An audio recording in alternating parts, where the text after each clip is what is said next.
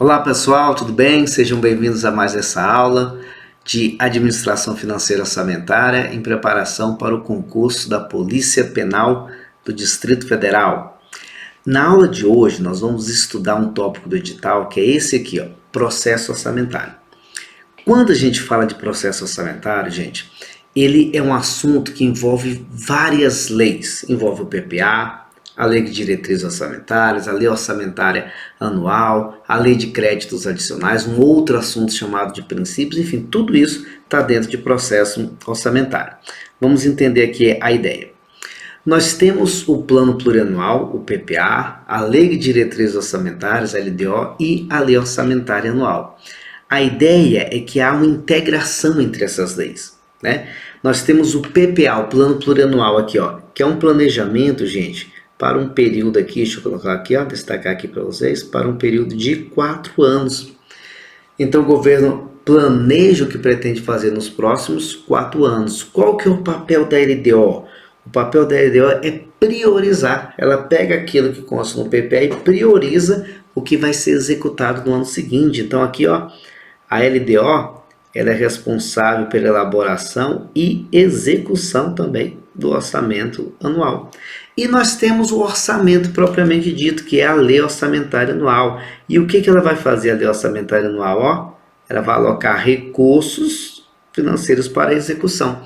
Então a lógica é, eu tenho um planejamento para um período de 4 anos, a LDO compreende essas metas e prioriza o que vai ser feito no ano seguinte, além de a Lei de Diretrizes Orçamentárias também vai orientar a elaboração e a execução do orçamento propriamente dito. E é esse orçamento à lua que materializa tudo aquilo que foi planejado pelo PPA e priorizado pela LDO. Beleza? Agora, esse orçamento ele pode ser alterado durante a execução, né?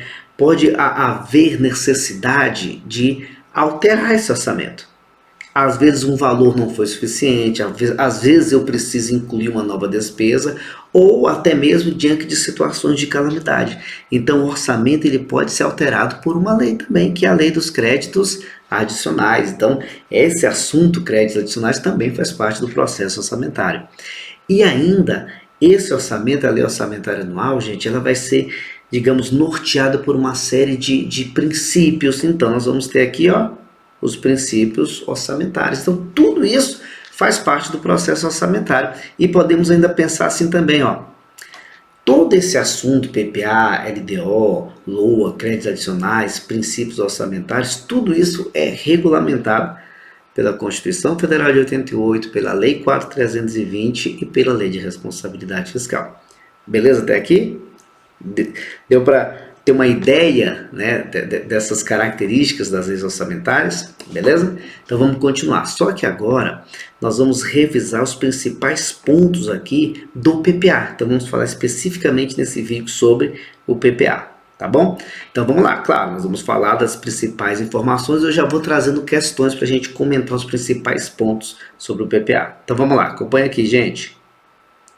Ó, questão número 1. O Plano Plurianual, o PPA, estabelece as diretrizes, os objetivos e as metas da administração pública, contendo todos os programas. Então isso aqui é muito importante, ó.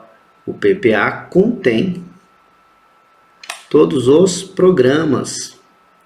Programas esses que serão executados durante os próximos 4 anos, né? Pensamos assim, durante o período de 4 anos, corretíssimo esse item, tá? Corretíssimo. Agora vamos explicar um pouquinho melhor. Pegar essa questão para a gente poder explorar alguns detalhes. Acompanha aqui comigo, ó. Essas informações se encontram basicamente aqui no artigo 65, parágrafo 1º da Constituição. Nesse artigo ele fala assim, ó.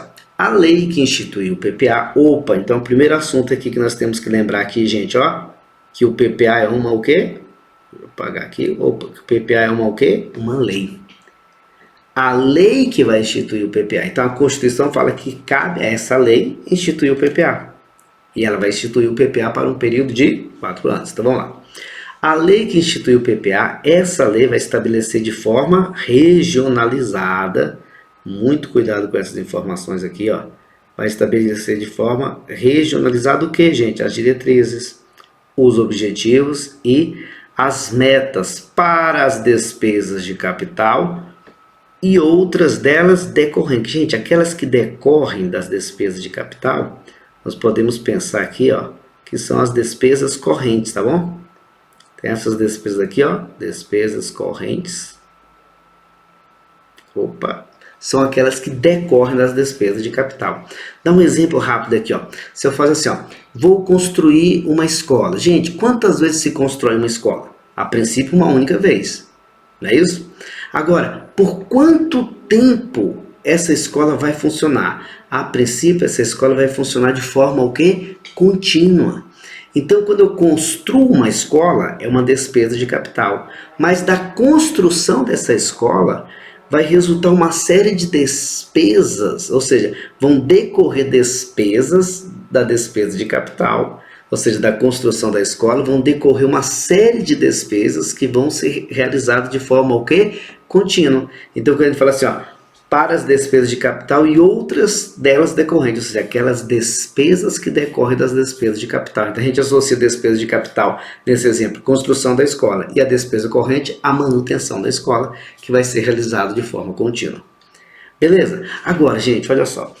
Quando a gente observa esse artigo 65, parágrafo 1º da Constituição, a gente fala, tá, mas como é que essa lei ela vai organizar objetivos, metas? Porque o objetivo tem que ser específico. A meta é uma quantificação desses objetivos. Mas para poder alcançar esses objetivos, eu tenho que ter dinheiro. Qual que vai ser o valor gasto no alcance desses objetivos? Então a ideia é como que nós organizamos todas essas informações que o texto constitucional fala que tem que ter no PPA. Então vamos entender aqui? Acompanha aqui comigo, ó. Me ajuda aqui. Primeiramente, nós precisamos entender que existem planos de longo prazo, planos de médio prazo e planos de curto prazo. Quando se fala em planos de longo prazo, nós temos aqui, por exemplo, ó, Estratégia Federal de Desenvolvimento para o Brasil. A gente percebe aqui que é para um período de 2020 a 2031. Então, nós temos aí um plano de longo prazo, uma estratégia que o governo pretende alcançar dentro desse período. Nós temos também aqui, gente, ó, Plano Nacional de Recursos Hídricos, Plano Nacional de Educação, são apenas exemplos de planos de longo prazo. Esses planos, eles possuem objetivos, esses planos, eles possuem metas, né? Agora, como que a gente vai colocar em prática os objetivos, as metas desses planos, né, de longo prazo? Aí, para isso, nós precisamos do plano de médio prazo. E esse planejamento de médio prazo, gente, é o que nós chamamos de PPA. Então, o PPA é o plano de médio prazo, né, que visa materializar esses planos de longo prazo. Agora, vamos lembrar do texto constitucional. O que o texto constitucional fala? A lei que instituiu o PPA. Né? Então, que lei é essa? É essa lei aqui hoje, ó, é a Lei 13.971, que estabelece o PPA para o período 2020-2023, ou seja, para os próximos 4 anos. O que essa lei tem que fazer? Ele fala assim, ó, a lei que institui o PPA vai estabelecer de forma regionalizada diretrizes, objetivos e metas. Despesa de capital, despesa corrente. Tudo isso tem que estar nessa lei, no PPA. Mas como que se organiza tudo isso? Primeiramente, senhores, a própria Lei 13.971, ela traz, lá no seu artigo 3º, as diretrizes. Então, ela fala assim, olha, o PPA vai ser fundamentado nessas diretrizes, estabelece uma série de diretrizes que vão nortear o PPA. Agora, a nossa técnica orçamentária, ela é chamada de técnica do orçamento-programa. Por quê? Porque todo o planejamento, ele se materializa no programa. Como assim? Esse PPA, gente, ele vai trazer diversos programas.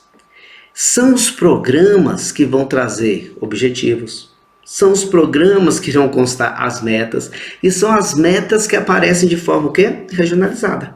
Claro, se as metas é uma forma de quantificar os objetivos, e os objetivos são fundamentados em diretrizes, então quando eu falo assim, regionalização da meta, é regionalização dos objetivos, é regionalização das diretrizes. Então, ó, nós já sabemos que é uma lei. Essa lei vai estabelecer de forma regionalizada, porque ela vai regionalizar as metas, o quê? As diretrizes e objetivos. para despesas de capital e outras delas decorrentes, que nós já sabemos que são as despesas correntes. Então nós temos que ter nos programas os valores, e esses valores, eles são apresentados em termos de despesas de capital, lembra? Construir uma escola, e despesas correntes, ou seja, as despesas que resultam da construção dessa escola, despesas de manutenção, por exemplo.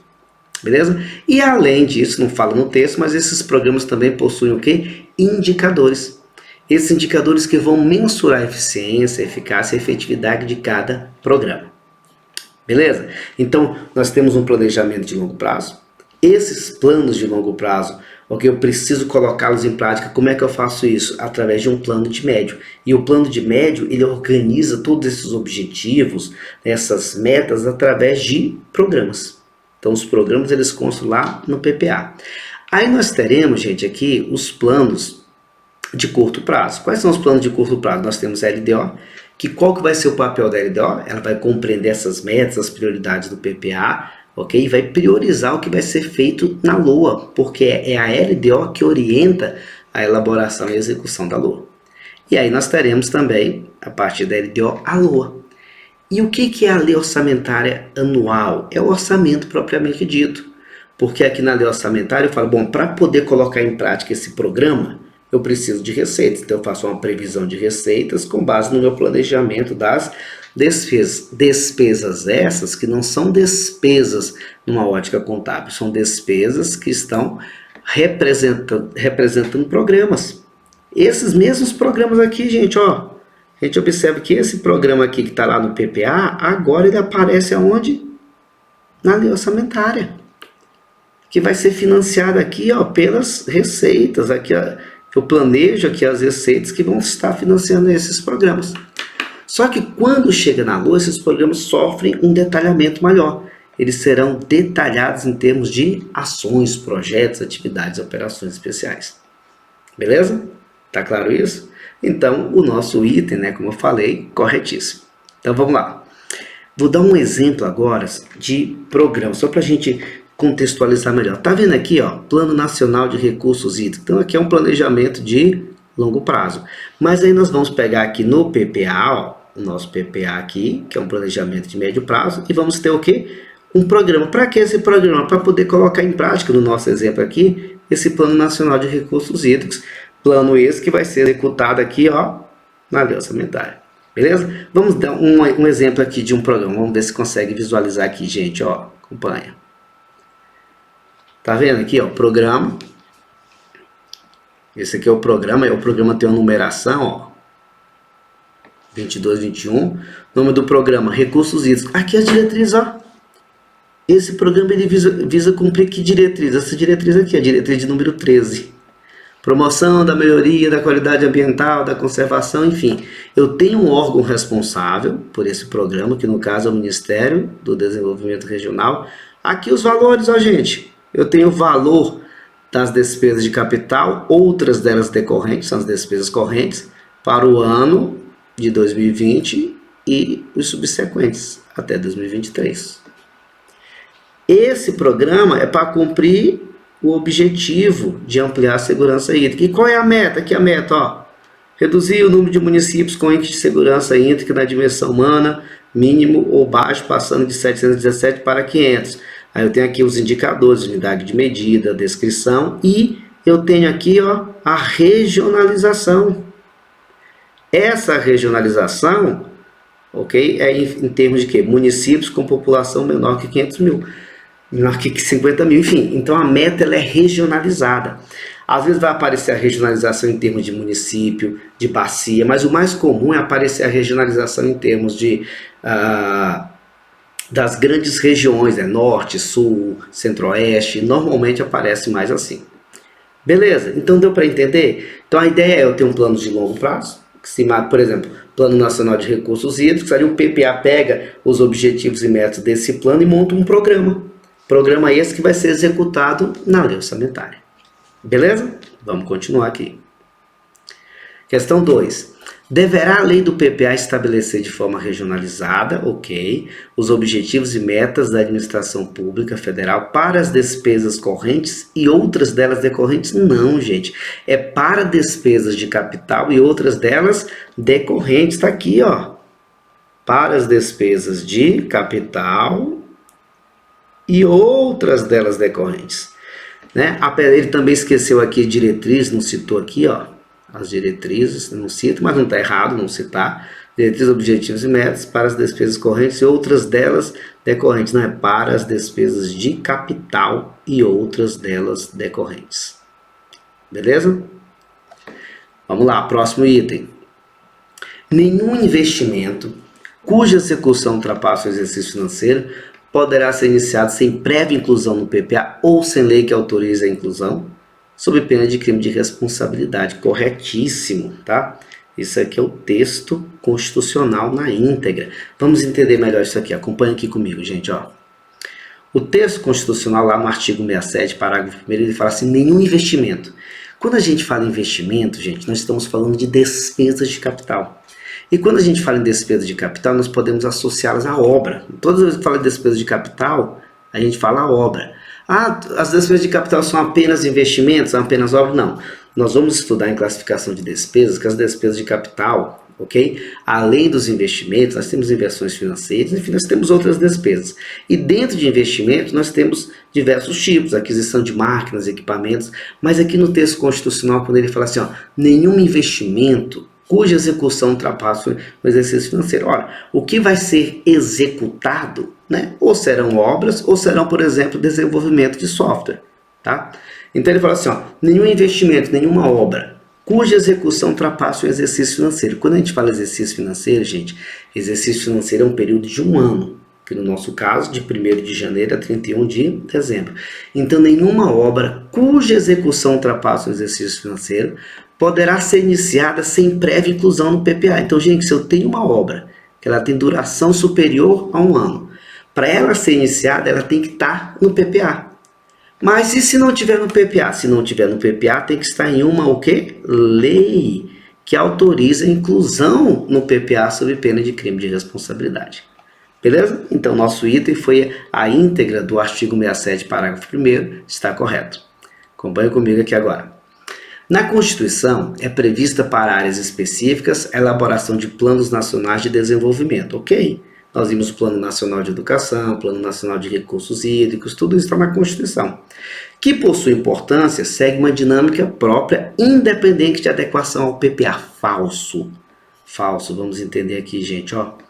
Lá no artigo 65, parágrafo 4º, ele fala aqui, ó, os planos e programas nacionais, regionais e setoriais previstos nessa Constituição serão elaborados em consonância com o PPA e apreciados pelo Congresso Nacional.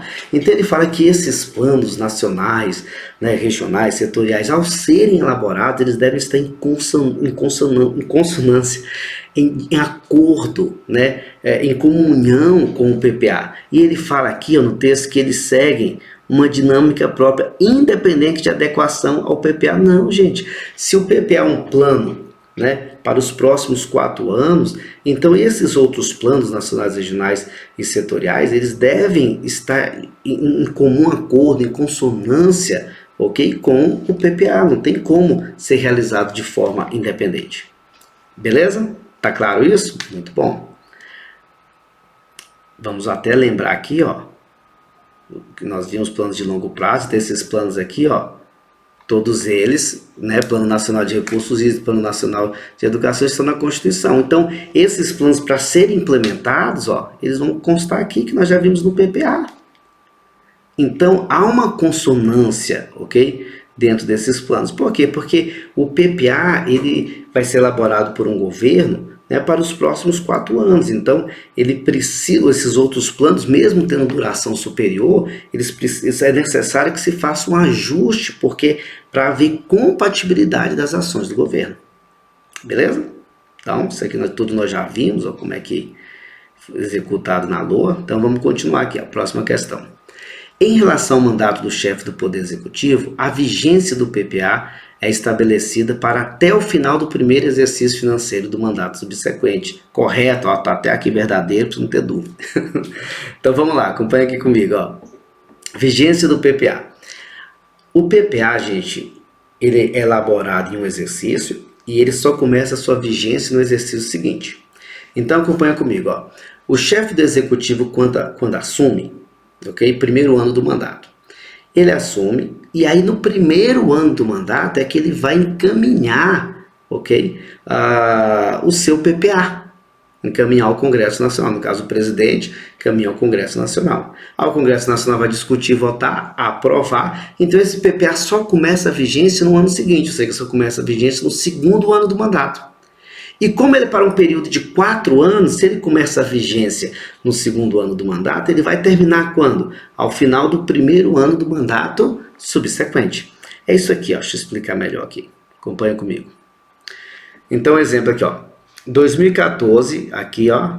2014, tivemos eleição. Então, em 2015, iniciou o primeiro ano do mandato. Então, no primeiro ano do mandato, nós temos a elaboração do PPA e a aprovação, nesse caso, do PPA para o período 2016-2019. Então, esse PPA que foi aprovado no primeiro ano do mandato, quando que ele começa a vigência?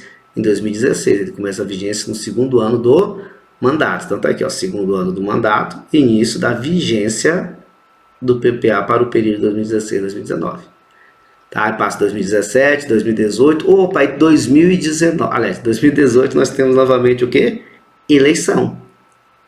Aí é eleito, né, um novo chefe do executivo. Então nós começamos aqui o primeiro ano do mandato. Então nesse primeiro ano do mandato, o chefe do executivo vai governar utilizando o PPA, a LDO e a LOA que foram aprovados pelo seu antecessor, embora não esteja impedido de propor alteração. Por quê? Porque nesse primeiro ano assim que ele assume, ele vai elaborar o seu PPA. Ele começa a elaborar o PPA. Né? Agora, nesse caso, para o período 2020-2023. E esse PPA que foi elaborado no primeiro ano do mandato, ele começa a sua vigência no segundo ano do mandato. Tá? Então, no segundo ano do mandato começa a vigência e vai até quando? Até o final do primeiro ano do mandato subsequente. Beleza? Tá claro até aqui? Então, pessoal, nós passamos pelos principais pontos, as principais informações que nós precisamos saber em relação ao PPA. Beleza? Até a próxima.